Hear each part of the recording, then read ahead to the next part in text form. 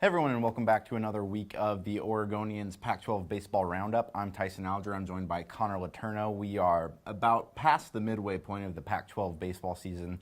The Oregon Ducks are still in the bottom third of the Pac-12 conference. Oregon State Beavers are still kind of hanging up there in that top third. Bad week for the Ducks. Decent weekend for the Beavers. Connor, where are we at? You know, Oregon State got a much-needed series win over Arizona, was able to take 2 of 3 against them. The impressive thing about that series was their pitching.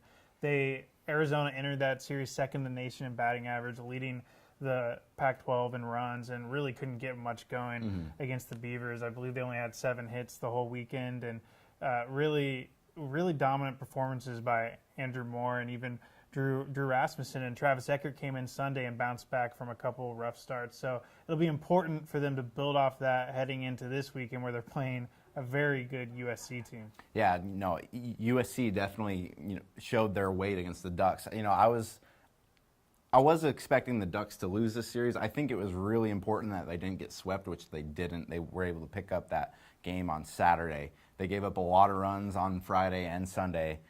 Cole Irvin got shelled in the first 2 innings of that game. Connor Harbor again failed to get out of the second inning. So Oregon's pitching is a big issue. And actually going into this weekend series against Washington, Oregon coach George Horton said the rotation was TBA, TBA, TBA. He said Irvin had some kind of undisclosed problems in that game, but he should be fine. I'm guessing maybe a little shoulder stiffness or elbow stiffness. He's coming back from that Tommy John. Connor Harbor has had some shoulder problems since about April 4th.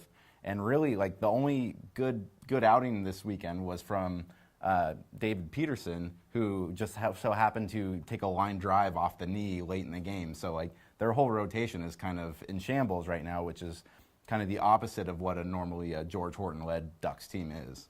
Yeah, not a very good place to be if you're the Ducks, especially since they might be without Horton, or they are without Horton. Horton is suspended Friday and Saturday for arguing a Scott Heineman check swing. Heineman's actually suspended for Friday as well, which I think is actually going to affect them more than Horton being gone, because Heineman has been one of their more consistent hitters over the past month. Horton said really the only time any fans will notice that he's gone is if somebody else goes out to argue a call, because obviously he can't do it. He'll be watching in his office on campus. Yeah, and it sounded like he was taking it pretty hard from what I could read. Yeah, he's just been ejected twice in his Oregon career. Once came in during his first year. He missed the Civil War series for getting contact with an umpire. I think the brim of his hat hit the umpire. I wasn't there for that one. So this is just really the second time he's been ejected, and he said it's going to be extremely frustrating for him to watch from the sidelines, especially when the team's been scuffling like this. If the Ducks want to make the postseason, which it's becoming increasingly desperate or bleak, they're going to pretty much have to win every series from here on out, and they're going to have to do the first 2 without him.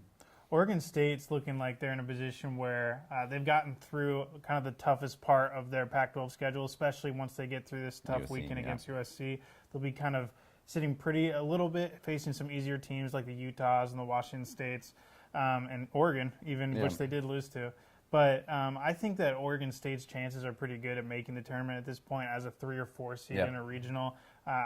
It's very unlikely that they challenge for the Pac-12 title, and very, very unlikely that they host another regional. But I think even making the tournament this year would be a pretty big feather in their cap, considering how young they are. Well, I mean, it's the Beavers weren't expected to be a great team this year. They were left out of a lot of those top 30 projections and stuff, and I would say they're probably doing as expected or better, whereas Oregon was a projected top 25 team, and they're not right now. Like you said, though, a little bit easier part of the schedule is coming up. Washington's not very good. Washington State's not very good. Same with Utah.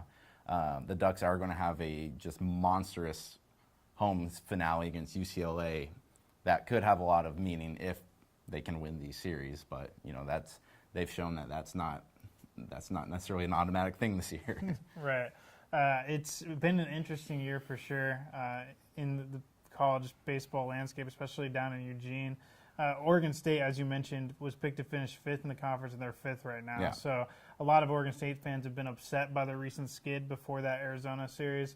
but you do have to kind of keep things in perspective. So we'll be back next week, and either I'll be putting a bow on Oregon's season if they don't come away with a series win this week, or we'll kind of preview whether or not they still have some life. And Oregon State looks like they're just probably going to fly that kind of consistent middle of the road the rest of the way. So all of our work will be on OregonLive.com/ducks/beavers. You can find us on Twitter @ConOregonian @Tyson Alger, and we'll be back next week.